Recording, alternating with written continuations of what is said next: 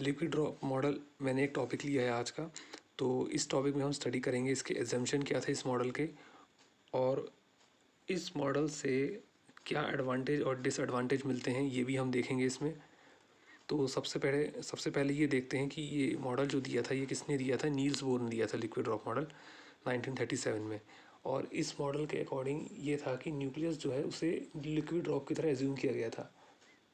Nucleus जो था उसे लिक्विड ड्रॉप की तरह एज्यूम किया गया था। तो अब उससे पहले अब लिक्विड ड्रॉप की तरह एज्यूम किया गया था, इस चीज़ को हम स्टडी करेंगे डिटेल में कि कैसे एक लिक्विड ड्रॉप और न्यूक्लियस के बीच में सिमिलैरिटी शो करता है ये मॉडल। ये हम स्टडी करेंगे, पर उस चीज़ को स्टडी करने से पहले हम सबसे पहले ये मॉडल बेस्ड है न्यूक्लियस के 3 फीचर्स पे। तो उसके पहला फीचर जो है न्यूक्लियस फील्ड रहता है इनकम्प्रेसिबल सब्सटेंस से। इनकम्प्रेसिबल सब्सटेंस यानी जो कंप्रेस नहीं हो सकता। तो न्यूक्लियस में इनकम्प्रेसिबल सब्सटेंस क्या होगा। इनकम्प्रेसिबल सब्सटेंस की बात करें तो न्यूक्लियॉन्स बोल सकते हैं। न्यूक्लियॉन्स क्या है, न्यूक्लियॉन्स किसको बोलते हैं, प्रोटॉन और न्यूट्रॉन। तो प्रोटॉन और न्यूट्रॉन। अब बात करते हैं प्रोटॉन जो होता है। अब प्रोटॉन और प्रोटॉन जो होते हैं ये अगर हम देखा जाए तो ये दोनों के सेम चार्जेस होते हैं, यानी प्लस और प्लस दोनों के। तो ये रिपल्शन होना चाहिए, पर इन प्रोटॉन के बीच में एक बहुत ही स्ट्रॉन्ग फोर्स लगता है जिसे हम न्यूक्लियर फोर्स कहते हैं। न्यूक्लियर फोर्स उसी तरह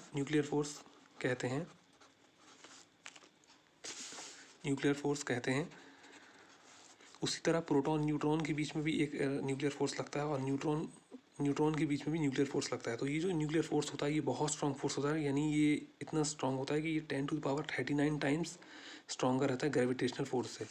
तो इसके बारे में मैंने इसलिए बताया है क्योंकि न्यूक्लियर फोर्स जो है इसको समझे बिना हम किसी भी मॉडल को हम समझ नहीं सकते न्यूक्लियर फिजिक्स में।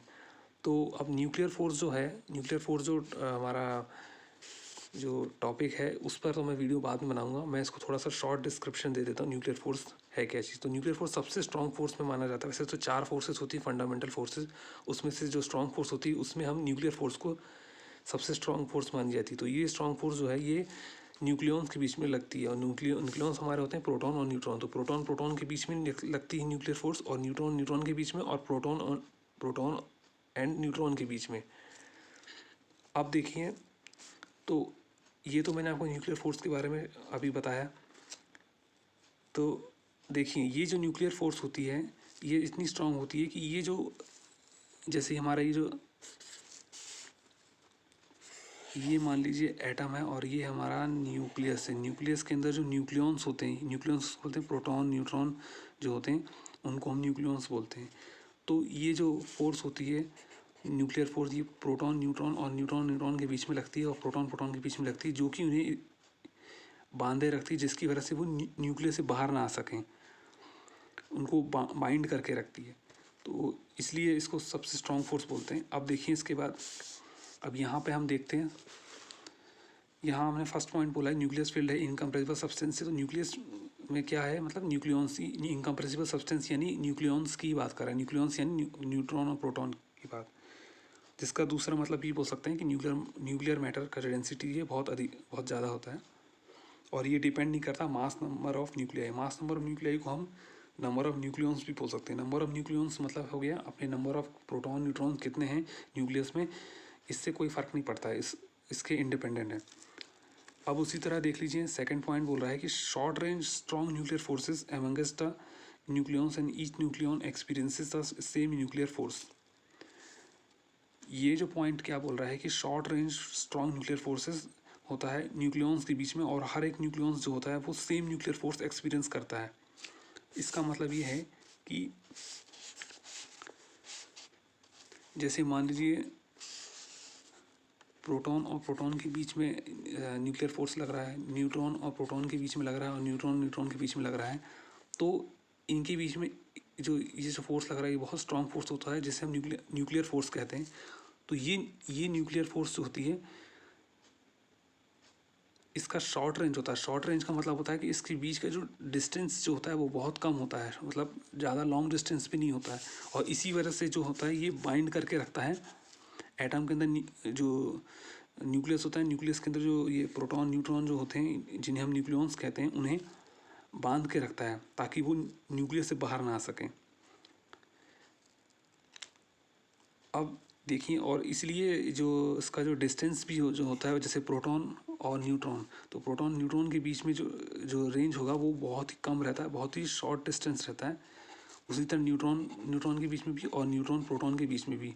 तो इसलिए हमने यहाँ पे इस पॉइंट में कहा है कि short range, there are short range strong nuclear forces amongst the nucleon. Nucleons के बीच में बहुत ही short range strong nuclear forces होती हैं, और हर एक न्यूक्लियॉन जो है एक्सपीरियंस करता है सेम न्यूक्लियर फोर्स।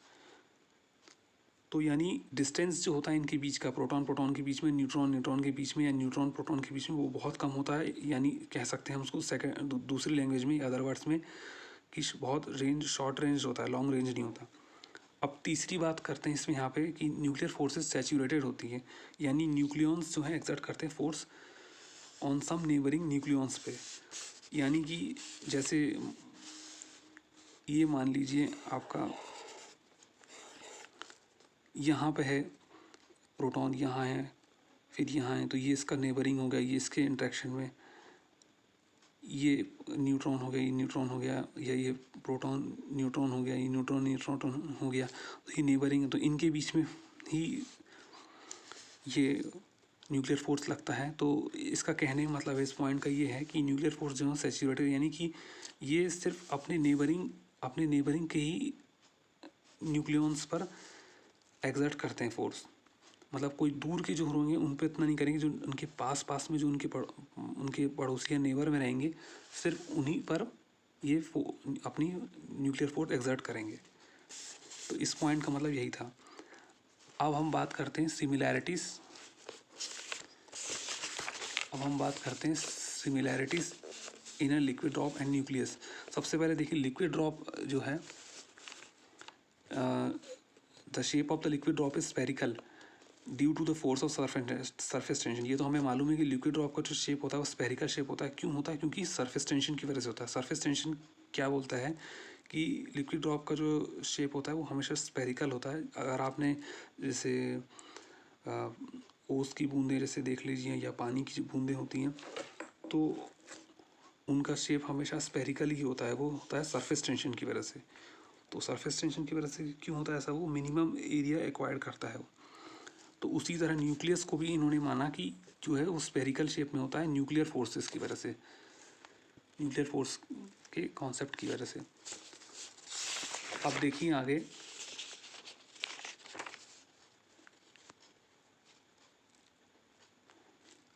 अब इसमें देखने वाली चीज़ें, सेकंड पॉइंट जो है इसका ये बोल रहा है, जो सिमिलैरिटी शो करता है लिक्विड ड्रॉप और न्यूक्लियस के बीच में, वो ये है कि जो स्फेरिकल ड्रॉप जो होता है लिक्विड का, उसकी जो डेंसिटी होती है वो अपने वॉल्यूम पर निर्भर नहीं करती, यानी वॉल्यूम पर डिपेंड नहीं करती। उसी तरह जो न्यूक्लियस होता है उसकी डेंसिटी जो है वो भी अपने न्यूक्लियस के वॉल्यूम पर डिपेंड नहीं करती है। यानी कि वॉल्यूम से कोई इसका वॉल्यूम पर डिपेंडेंट नहीं रहता है डेंसिटी जो इसका न्यूक्लियस का। अब देखिए तीसरा पॉइंट जो है, तीसरा पॉइंट में लिक्विड है, जैसे लिक्विड के जो मॉलिक्यूल्स होते हैं, कांस्टेंट रैंडम मोशन में होते हैं।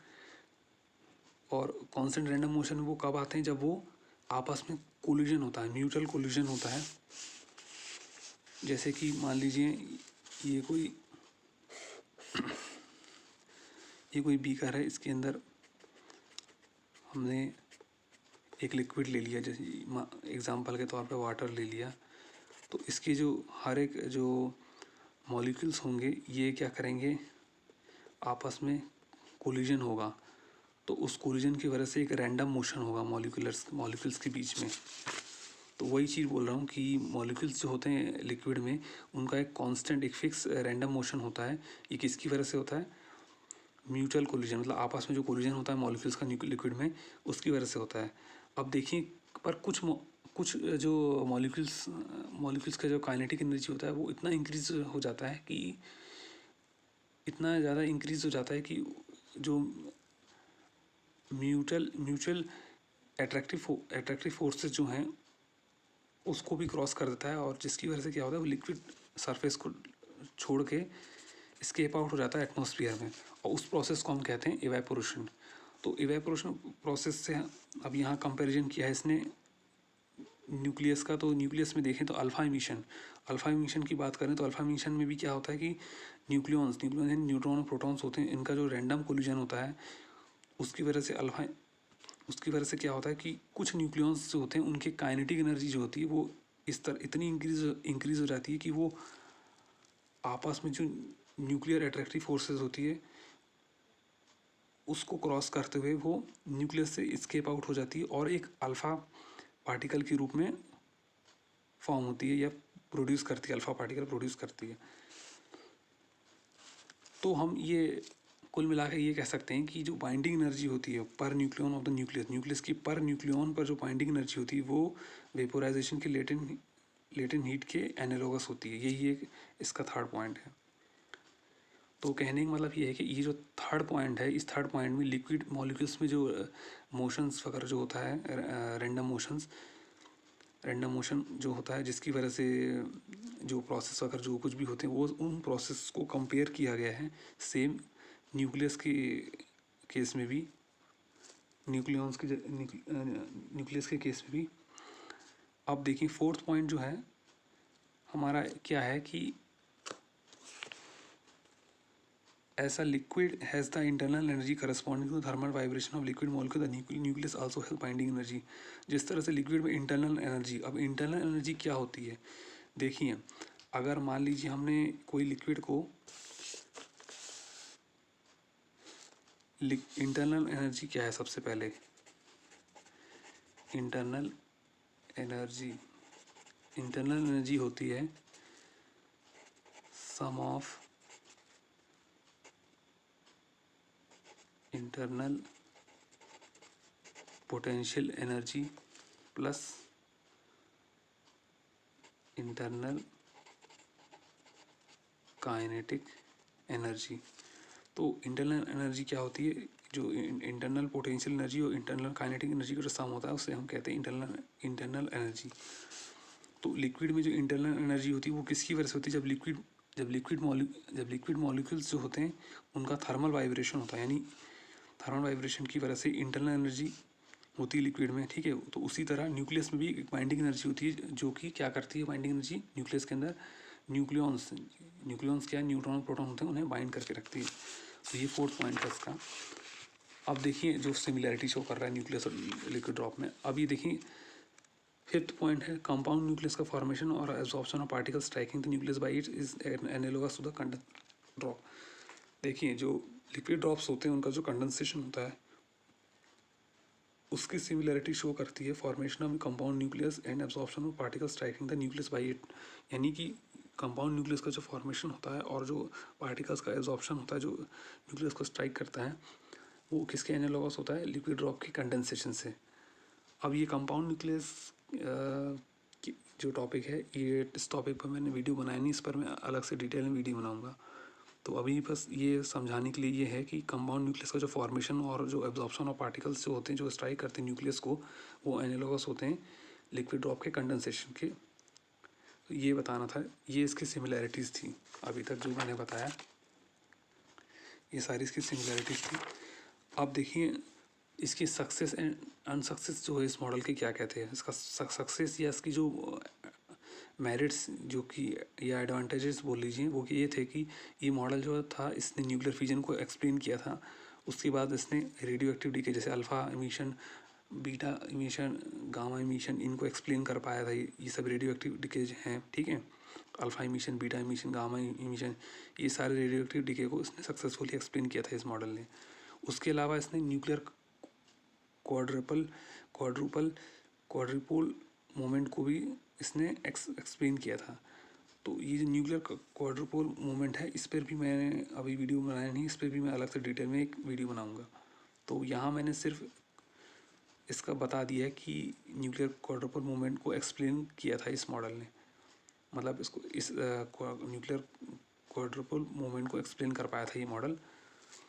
अब देखिए इसकी क्या फेलियर क्या थे इस मॉडल के। इस मॉडल के फेलियर ये थे कि ये किसी भी लाइटर न्यूक्लियाई, किसी भी न्यूक्लियाई, कोई भी न्यूक्लियाई जो है, इसका जो मोस्ट स्टेबिलिटी वाले जो न्यूक्लियाई थे उनको एक्सप्लेन नहीं कर पाया था। जैसे एग्जांपल ले लीजिए, यहाँ पे 4 हीलियम है, 12 कार्बन है और 16 ऑक्सीजन है, या फिर और भी बहुत सारे होते हैं, तो उनमें equal number of proton and neutrons होते हैं।